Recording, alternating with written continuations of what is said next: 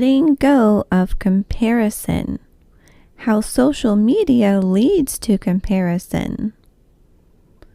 And we will also be talking in general about the comparison trap.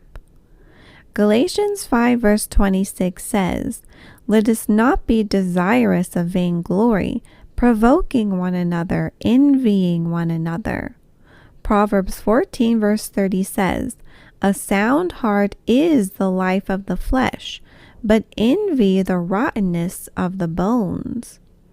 Titus 3:3, "For we ourselves also were sometimes foolish, disobedient, deceived, serving diverse lusts and pleasures, living in malice and envy, hateful and hating one another." One thing that breeds envy is social media. How? Social comparison. People often compare their lives to the curated, often idealized versions of others' lives they see on social media. This can lead to feelings of inadequacy and envy. Highlight reels. Social media platforms typically showcase the highlights of people's lives, their vacations, their achievements, and celebrations, rather than the everyday struggles. This selective sharing can create unrealistic standards. Fear of missing out. Seeing friends and acquaintances enjoying activities or achieving milestones can lead to FOMO, which is fear of missing out, which is closely linked to envy. People might even become envious of other Christians' ministries if they notice that another ministry's posts are getting more likes and shares and comments than theirs. Now, I personally left social media and it felt like a comparison trap to me, but I left also for various other reasons as well, which I wrote about in my upcoming book called Overcoming Smartphone Addiction. And in that book, I talk about smartphone addiction, but I also talk about social media addiction and the negative effects of social media and just overusing our phones in general. So if you are interested in that, you can go to gracelivingibiblestudy.com and that book will be available to purchase soon. What many people might not realize is that the creators of social media apps, they purposefully make it highly addictive. In fact, it is as addictive as a casino's slot machine, which is one of the most addictive devices ever created.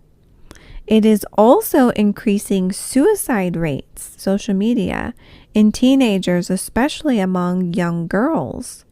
It's not just envy that is behind it, but there is also bullying and other more serious issues. But social media isn't the only way in which we compare ourselves with others. We might compare our appearance or lifestyle with people on TV, movies, the radio, magazines, blogs, YouTube videos, and even books. We might compare ourselves to others regarding our physical appearance, our weight, our health, our social status, our income, our family life, etc. There can also be groups online that promote competition, or we might have friends online who regularly gossip. I was watching a YouTube channel that was supposedly Christian, but suddenly realized that all they were doing was just gossiping about people, especially about other believers that maybe they didn't agree with. And so I decided to unsubscribe. So sadly, many Christians do this online. So how do we overcome envy and stop being competitive with others, even if it's just in our own minds? Number 1, be thankful. Colossians 3:15 says, "And let the peace of God rule in your hearts, to the which also ye are called in one body, and be ye thankful." So, think more about what you have to be thankful for. Try keeping a daily gratitude journal as well. In your prayers, be sure to thank God often. Number 2, learn to be content. Philippians 4:11 says, "Not that I speak in respect of want, for I have learned in whatsoever state I am therewith to be content." The Apostle Paul had to learn to be content no matter what situation he was in his life when he was sharing the gospel. He went through much suffering for the sake of the gospel, and he even said in 1 Timothy 6:8, "And having food and raiment," which is clothing, "let us be therewith content." In Hebrews, which is written to the Jewish believers who will be going through the coming tribulation period, God says in Hebrews chapter 13, verse 5, "Let your conversation be without covetousness, and be content with such things as ye have. For he hath said, I will never leave thee nor forsake thee." Number 3, set your affection on things above, or focus more on heavenly things.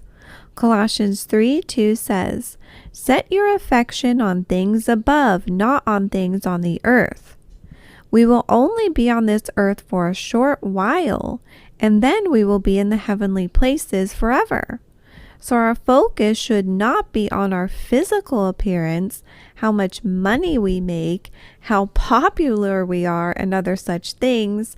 Rather, it should be more about getting the gospel out to the lost, getting sound grace doctrine built up in our inner man, helping fellow believers to be established and edified in sound grace doctrine, being a helpmeet to our husband as wives, raising our children to know the Lord, being modest and discreet, being homemakers, helping others and being charitable, living quiet and peaceable lives, etc.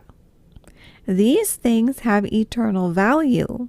So, when it comes to being on social media, that is, if you decide that you want to be on there, if you struggle with envy there, you could either just leave social media entirely or cut back on how often you log in, and then also do the following suggestions.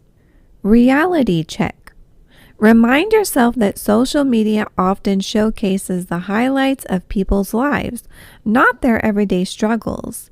This can help you maintain a more balanced perspective. Curate your feed. Follow accounts that inspire and uplift you and have good, positive Christian posts and good doctrine. And consider unfollowing or muting those that trigger envy or strife or debate or deceit. Surrounding yourself with positive content can make a big difference.